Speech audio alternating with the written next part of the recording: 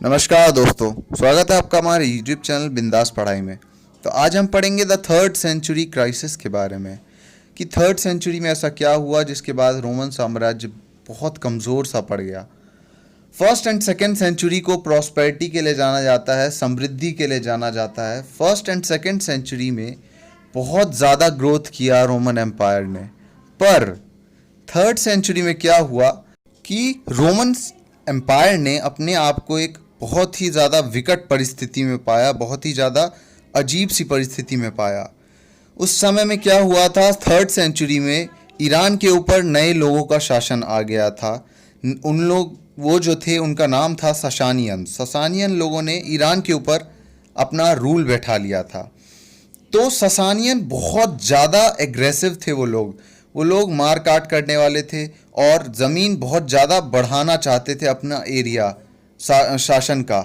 तो वो लोग बहुत ज़्यादा एग्रेसिव थे और धीरे धीरे अपने राज के केवल 15 साल में ही उन लोगों ने यूफ्रेट नदी के आसपास का बहुत ज़्यादा एरिया कैप्चर कर लिया जो रोमन साम्राज्य का था। सोचिए, और एक राजा था शाहपुर वन, उसने क्या कहा कि हमने रोमन एम्पायर के 60,000 सैनिकों को पकड़ लिया है और एक बहुत बड़ा एरिया जो है कैप्चर कर लिया है। और कैपिटल था उस समय का ईस्टर्न कैपिटल जिसका नाम था एंटीओक। तो उन लोगों ने उस पर कब्जा कर लिया। तो इसका मतलब क्या हुआ, इससे हमें ये समझ में आ रहा है कि वो बहुत ज़्यादा तेज़ी से अपना एरिया अंडर में जो था उनके वो बढ़ाते जा रहे थे। ईरान से वो अपना एरिया डायरेक्ट यूफ्रेट नदी के आसपास के एरिया तक ले आए, फैलाते फैलाते। और उनका आगे का इंटेंशन ये था कि वो पूरे रोमन साम्राज्य के ऊपर कब्जा करना चाहते थे। और इनके अंदरूनी भी कुछ मामले थे। जर्मन ट्राइब्स थे, जर्मनी के कुछ ट्राइब्स थे जिन्होंने विद्रोह कर दिया, जिन्होंने रोमन साम्राज्य से विद्रोह कर दिया और वो लोग अलग होना चाहते थे। उन लोगों ने बहुत मारकाट मचाई और एक बहुत बड़ा एरिया राइन और दनुबे जो रिवर मैंने बताई थी, नॉर्दर्न बाउंड्री जो थी रोमन एम्पायर की, वहाँ पे पूरा अपना कब्जा बैठा लिया। किनने? जर्मनिक ट्राइब्स ने। तो ये थर्ड सेंचुरी में क्या हुआ कि रोमन साम्राज्य को अपना बहुत ज़्यादा एरिया गंवाना पड़ गया। थोड़ा सा तो जर्मनी के ट्राइब्स ने ले लिया और बहुत ज़्यादा एरिया किसने ले लिया? ईरान के लोगों ने ले लिया, ससानियन ने ले लिया। और इस थर्ड सेंचुरी में पॉलिटिकल इंस्टेबिलिटी भी आ गई रोमन एम्पायर में। तो ये पॉलिटिकल इंस्टेबिलिटी क्यों आई? क्योंकि बहुत ज़्यादा राजा चेंज हुए इस वक्त में। क्यों चेंज हुए? क्योंकि राजाओं को लड़ाई लड़नी पड़ती थी ईरानियन से और बहुत सारे राजा जो थे वो मारे गए इस समय में। तो आप खुद ही सोचिए कि 47 साल में, केवल थर्ड सेंचुरी में 47 साल के अंतराल में 25 एम्परर चेंज हो गए, 25 राजा चेंज हो गए। सोचिए, तो ये बहुत ज़्यादा विकट परिस्थिति का सामना करना पड़ा रोमन साम्राज्य को थर्ड सेंचुरी में। तो इसीलिए फर्स्ट एंड सेकेंड सेंचुरी को पीस के लिए जाना जाता है, शांति के लिए जाना जाता है, और थर्ड सेंचुरी को बहुत ज़्यादा पॉलिटिकल एंड फाइनेंशियल हर तरीके की इंस्टेबिलिटी के लिए जाना जाता है, क्योंकि इस समय में बहुत ज़्यादा युद्ध लड़े गए। तो अब पढ़ते हैं जेंडर लिटरेसी एंड कल्चर के बारे में। तो सबसे पहले पढ़ते हैं जेंडर के बारे में। तो रोमन एम्पायर में न्यूक्लियर फैमिली का बहुत ज़्यादा बोलबाला था। ज़्यादातर जो फैमिलीज़ थी वो न्यूक्लियर फैमिलीज़ थी। न्यूक्लियर फैमिली में कौन कौन आता है? उसमें माता पिता और उनके बच्चे, केवल यही आते हैं न्यूक्लियर फैमिली में। तो जब बेटा बड़ा हो जाता था तब वो अपने घर को छोड़ देता था, मतलब अपनी फैमिली के साथ वो नहीं रहता था, अपने माता पिता के साथ नहीं रहता था। और ऐसा बहुत कम ही देखा जाता था कि दो भाई जो हैं वो एक साथ रह रहे हैं बड़े होने के बाद। बहुत कम ही ऐसा देखा जाता था, क्योंकि जब बड़े हो जाते थे दो भाई तो वो दोनों अलग अलग हो जाते थे। और उसके बाद गुलामों को अपने साथ घर में रखा जाता था रोमन फैमिली में। मतलब गुलाम जो होते हैं, नौकर को परमानेंट नौकर बना के ही रख लिया जाता था, स्लेव्स को, रोमन फैमिलीज़ में। और अब पढ़ते हैं वुमेन की स्थिति के बारे में। तो जब लड़कियों की शादी होती थी तब क्या होता था कि वो जो डाउरी होती है, दहेज जो होता है, वो तो दिया ही जाता था।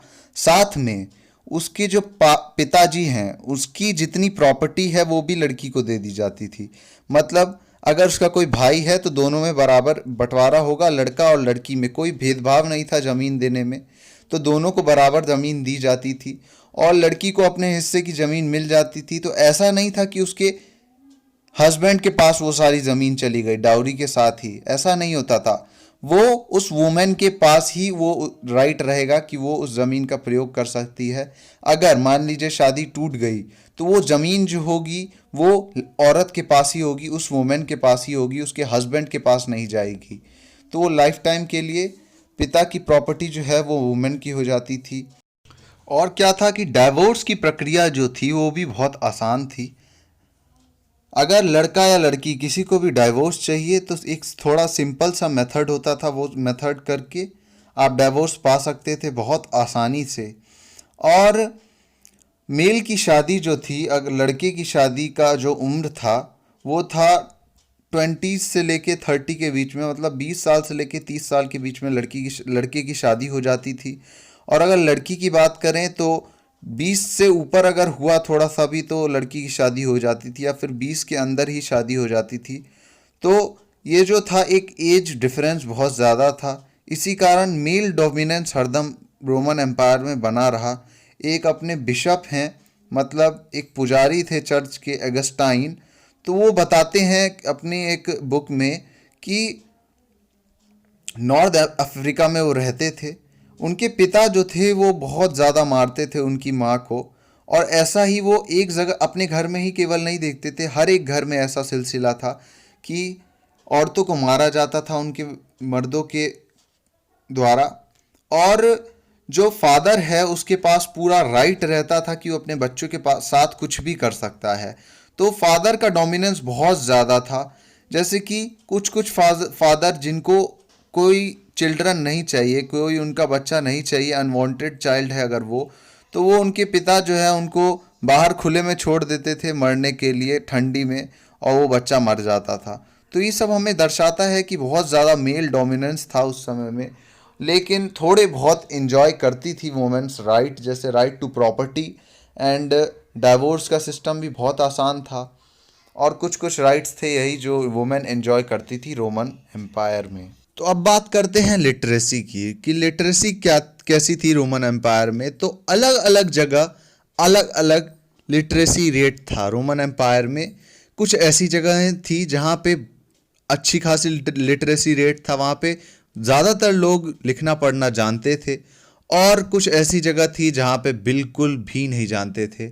तो जैसे कि एक जगह का नाम है जिसका नाम है पोम्पी, एक शहर था पोम्पी, जो वॉल्केनिक इरप्शन में ज्वालामुखी जब फटा तो उसके कारण वो पूरा शहर तबाह हो गया 79 एडी में। और जब यहाँ पे खोज पड़ताल हुई अभी हाल ही फिलहाल में, तो ये पता चला कि वो उनकी जो दीवारें थी उन पे बहुत सारे पेंटिंग्स थी, और वहाँ पे अलग अलग चित्र बने हुए थे, और लेखन क्रिया भी वहाँ पे थी, मतलब लिखा भी हुआ था दीवालों पे, और बहुत सारे डॉक्यूमेंट्स भी वहाँ से प्राप्त हुए। तो इससे हमें पता चलता है कि पोम्पी शहर में लिटरेसी रेट बहुत ज़्यादा अच्छा था, क्योंकि वहाँ के हर एक दीवार पे कुछ अलग अलग चीज़ें बनी हुई थी।